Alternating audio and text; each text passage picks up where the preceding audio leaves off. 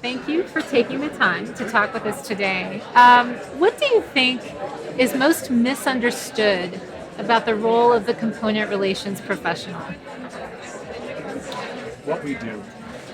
Um, there are so many different facets to the role of what we call a member service coordinator. So I'm going to speak in our language. Our component relation professionals are member service coordinators who are relational. They create relationships with our members, cultivate those, and an association of teachers. And so we have 15 people deployed across Missouri that actually call on schools and meet people face to face. There's a lot of personal engagement involved in their work. What do you think is the biggest challenge facing people in the role of component relations professional or in member? What was it? Member service coordinator. Member service coordinator. What do you think are some of the biggest challenges facing that role? Time. Yeah. Being able to get around to as many as I think our highest number of assignments is like 45 school districts, traveling and connecting with our members or their members in their field area, what we call a field area, via email, phone, social media. They're always connected, and they have to learn how to balance their time with, their work-life balance is sometimes thrown off.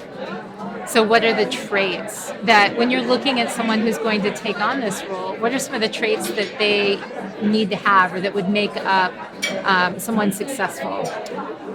Someone who's very organized, can organize his or her time very well, but is a real connector with people also. And sometimes those conflict. Sometimes the highly organized people aren't the people, and sometimes the people aren't the highly organized, and vice versa. But we want people that can make a quick connection with others and cultivate that connection, and really understand their needs and be able to compare what they're hearing against the services that we provide and connect those dots pretty quickly. I think it's the connecting the dots where there's so much value, and where a CRP, that role can sometimes be just horribly undervalued because that relational piece and then being able to sort of put the pieces together. You have to understand internal politics, external politics, communication, the way to interact with different people, and also understanding, power dynamics and hierarchies, and that's a lot for someone to be able to understand and apply. I'm making a statement instead of asking you a question, but when there are all of these different aspects of being a CRP that are at play, it can be very frustrating to feel like that role is undervalued Sure. or underappreciated.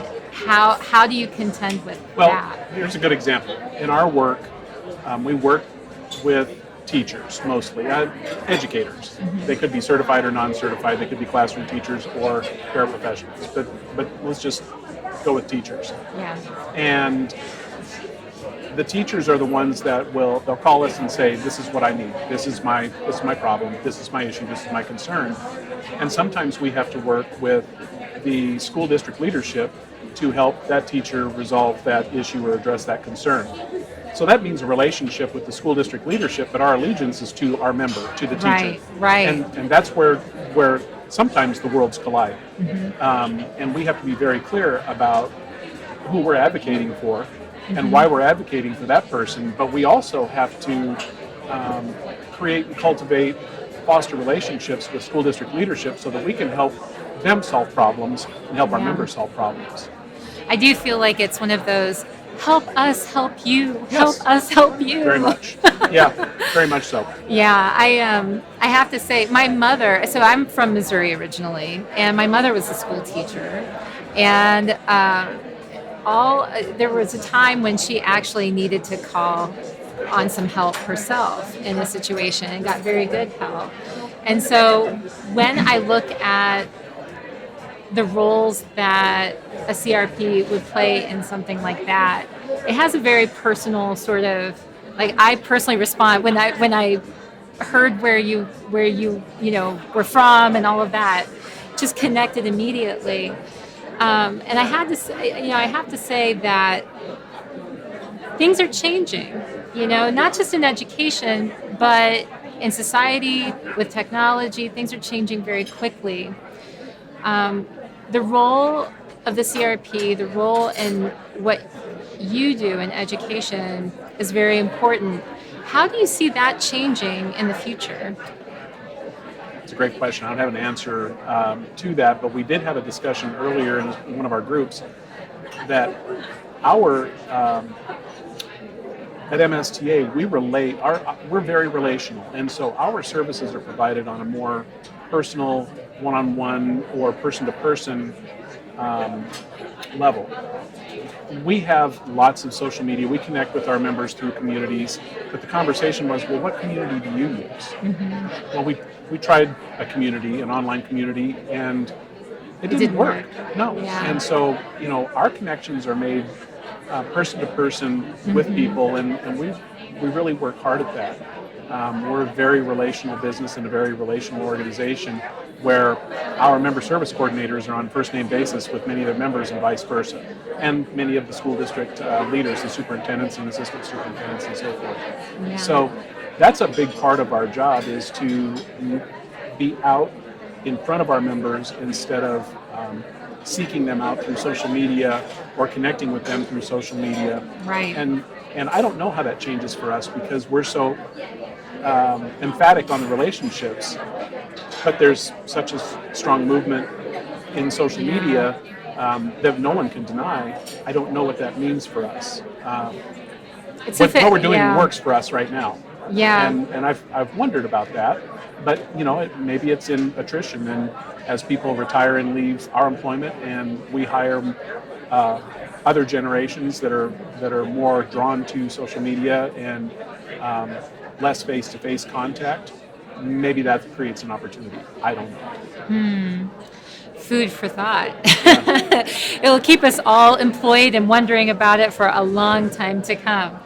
I guess if I have one more question, since nobody's kicked us out of here yet, I guess my question would be, what's probably the biggest challenge that you've faced when considering the role of the component relations professional? Well, I was a component relations professional. I guess I still am. I lead the team. Right. And so, my role is really a lot more administrative for MSTA at this point. And it's been 16 years since I was in that role with our member service coordinators. When I did it, the challenge was really time. It was being able to take the time to listen to people, because we're face to face and we don't want to rush conversations. Yeah. But also getting around to everybody who had needs or issues or questions or problems, and provide services to them. But we also have an internal job to do, and to support other departments and offer, for example, professional learning opportunities. Yeah. It's not just solving an individual's problem, but saying, hey, here's a program. We want you to participate in it and promote that within my field area. And balancing all of those requirements, because in our world, the member service coordinator is an extension of our headquarters and represents all services, benefits, departments, and so forth. Wow. So they're the mouthpiece of the organization, right, directly with the member. Whereas my focus is more one-dimensional on a department, right, or on a single department's function. And so that's another challenge for them, is that they're taking the whole organization out to members, and we in our departments are trying to give them as many resources as we can for that toolbox to be able to go out and fix the problems. I mean, that's so huge, because I started out in component relations when I used to work for associations directly, and it was very difficult to explain how important it was for me to know like, I need to know what is happening with the organization, new programs, all of the new stuff, like anything you want your members to know. Yes.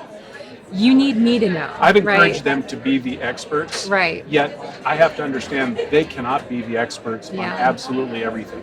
Yeah. And that it's okay to say, you know what, I'll get back to you. I'll get on that." back to you. Yes, magic words. Yeah. Well, thank you so much. Are there any final words you'd like to say to the organizers of CEX, to Peggy, to Bill Highway, Mariner Management? I really appreciate the opportunity that we have for attending CEX, and we've worked closely with Bill Highway for the past 3 years. We're actually a Bill Highway client, MSTA is. I brought another member care representative, or I'm sorry, member service coordinator. We use too many of those 3-letter acronyms. Member service coordinator last year, and brought 2 this year. And I plan to step away from it and encourage more people to come each year, because it's a worthy meeting full of information, and we have a lot to talk about, a lot to think about, and we'll carry on the conversations when we go home. So yeah, I want to thank the organizers and the sponsors for giving us this opportunity, because there's a wealth of information. Now it's down to how do we use it and take full advantage of that. Well, at least he's taking ownership of that. Absolutely. Right. Yeah. Thank you so Yes, much. thank you. I appreciate it. Yeah.